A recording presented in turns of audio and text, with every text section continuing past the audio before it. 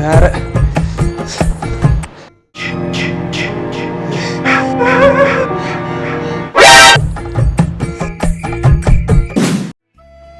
துப்பட்டாவை இப்படி போடணும் டோலி.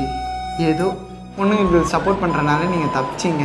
இதுவே நீங்கள் யார்கிட்டயாவது மாட்டிருந்தீங்கன்னா உங்கள் நிலைமை என்ன ஆயிருக்கும்?